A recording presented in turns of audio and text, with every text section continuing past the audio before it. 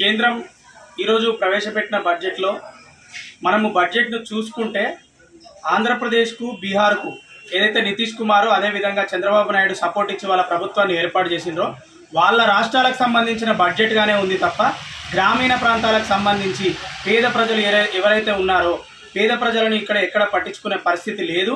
ఈ కేంద్రానికి సంబంధించి ప్రతి సంవత్సరం ఏదో రకంగా బడ్జెట్ ప్రవేశపెడుతున్నారు తప్ప మౌలిక వసతులకు సంబంధించి విద్య, వైద్యము, ఉపాధి రంగాల కల్పనను ఎప్పుడు మెరుగుపరుస్తున్నాము 9 అంశాలని చెప్పేసి నిర్మలా సీతారామన్ గంటా బజాయించింది బీజేపీ ప్రభుత్వం. కానీ ఎన్డీఏ ప్రభుత్వం ప్రవేశపెట్టిన బడ్జెట్ ఇప్పటికి కూడా డొల్లతనంగా కనబడుతున్నది. వైద్యపరంగా ప్రపంచం మొత్తం కరోనాతో వణికిపోతున్నప్పుడు భారతదేశంలో కరోనా 3 వేవులు వరుసగా వచ్చినప్పుడు చాలామంది ప్రజలు చనిపోయారు.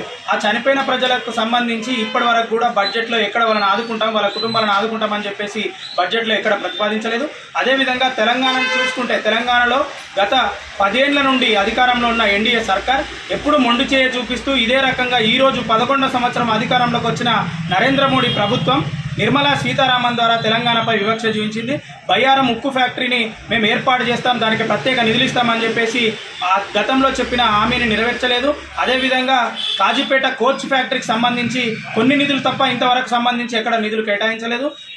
దాన్ని చూసుకుంటే ములుగులో గిరిజన యూనివర్సిటీ దేశవ్యాప్తంగా అనేక మంది గిరిజనులు సమ్మక్క సారలమ్మ పేరుతో భారతదేశంలోనే ఒక కుంభమేళాలాగా నిర్వహిస్తున్న తెలంగాణలో ఉన్న కుంభమేళా సమ్మక్క సారక్క జాతీయ స్థాయిలో గుర్తింపునిచ్చి అక్కడ ములుగు గిరిజన యూనివర్సిటీని ఏర్పాటు చేస్తామని నరేంద్ర మోడీ చెప్పడం, నరేంద్ర మోడీ ఇప్పటివరకు కూడా బడ్జెట్లో దానికి సంబంధించి ఎక్కడ అంశము లేవనెత్తకపోవడం. అదే రకంగా తెలంగాణకు సంబంధించి విద్య, వైద్యం, ఉపాధి రంగాలు తెలంగాణలో వెనుకబడిన జిల్లాలు లేవా? ఆంధ్రప్రదేశ్ మీద నువ్వు ప్రేమ చూపించి తెలంగాణ మీద సవితిపల్లి ప్రేమ చూపిస్తున్నప్పుడు ఇక్కడ ఉన్న 2 కేంద్ర మంత్రులు, ఒకరు కిషన్ రెడ్డి, రెండోది బండి సంజయ్, ఏం చేస్తున్నారయ్యా మీరు? కేంద్రం నుండి ఒప్పించి నిధులు తీసుకురావాల్సిన అవసరం మీకు లేదా? అంటే ఇక్కడ కాంగ్రెస్ ప్రభుత్వం అధికారంలో ఉంది కాబట్టి వివక్ష చూపించాలని తెలంగాణకు బడ్జెట్ కేటాయించడంలో మీరు వివక్ష చూపించారు. మీరు వెంటనే కేంద్రం ద్వారా తెలంగాణ రాష్ట్రానికి ఏదైతే విభజన హామీలలో ఉన్నాయో చాలా ఆస్తులు ఇంకా పెండింగ్లో ఉన్నాయి.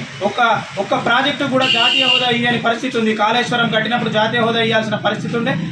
దాని తర్వాత పాలమూరు ఎత్తిపోతల రంగారెడ్డి పథకాలకు సంబంధించి ప్రాజెక్టులకు జాతీయ హోదా ఇవ్వకుండా, ఇవన్నీ ఇవ్వకుండా ఒక్క ప్రాజెక్టు కూడా నిధులు కేటాయించకుండా చేస్తున్న ఈ బీజేపీ సర్కార్ ప్రవేశపెట్టిన బడ్జెట్ ఇదంతా డొల్లతనం. ఇది ఓన్లీ బీహార్ నితీష్ కుమార్, ఏపీ చంద్రబాబు నాయుడుకు సంబంధించిన బడ్జెట్గానే చూడాల్సిన పరిస్థితి ఉంది.